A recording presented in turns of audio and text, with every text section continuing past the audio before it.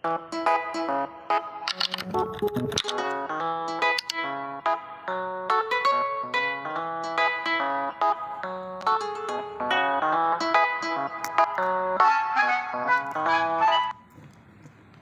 teman-teman semuanya, jadi kali ini kita akan membahas tentang sistem pakar, penerapannya dalam bidang kesehatan.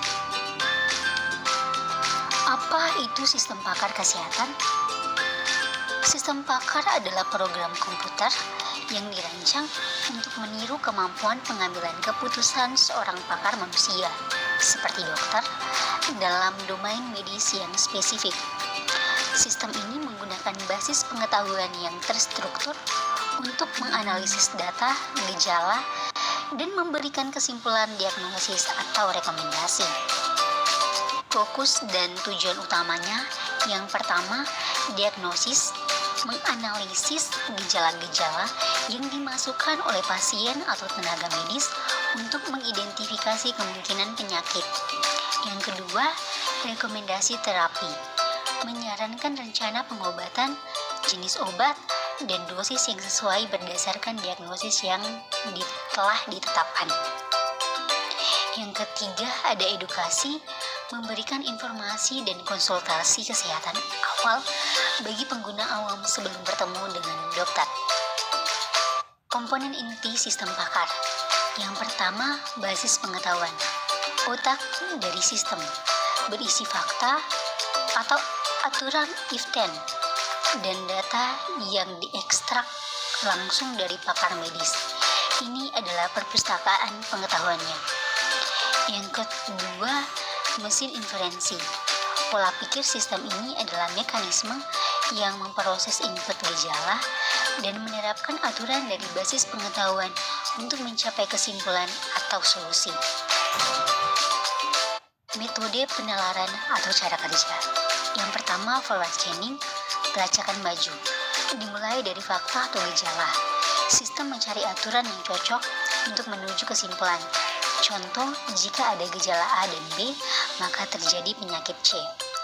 Yang kedua, backward chaining, dimulai dari hipotesis atau dugaan. Sistem mencoba membuktikan dugaan tersebut dengan mencari fakta yang mendukung. Contohnya, untuk membuktikan penyakit C, apakah gejala A dan B ada? Contoh penerapan sistem pakar kesehatan dalam kehidupan nyata. Yang pertama, diagnosis penyakit. Mendiagnosis penyakit umum seperti flu, demam berdarah, hingga penyakit langka berdasarkan gejala yang dialami pasien. Yang kedua, interpretasi lab.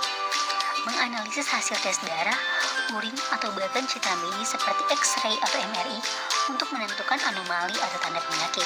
Yang ketiga, rekomendasi obat, menyarankan obat dan dosis yang tepat, serta memeriksa potensi interaksi obat yang berbahaya bagi pasien. Keuntungan menggunakan sistem pakar.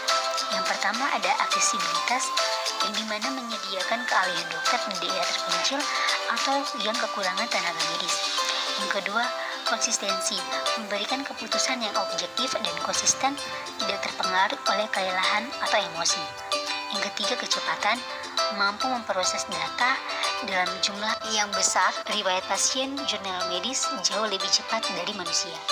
Yang keempat, ada pelestarian, menyimpan pengetahuan pakar yang langka atau akan pensiun secara digital.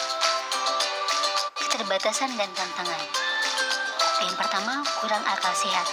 Sistem tidak memiliki intuisi, empati, atau akal sehat seperti dokter manusia. Yang kedua, biaya pengembangan. Proses mengabstrak pengetahuan dari pakar sangat sulit, lama, dan mahal. Yang ketiga, kaku. Basis pengetahuan harus terus diperbarui secara manual seiring dengan perkembangan ilmu kedokteran. Yang keempat, ada etika dan hukum. Siapa yang bertanggung jawab jika terjadi kesalahan diagnosis oleh sistem?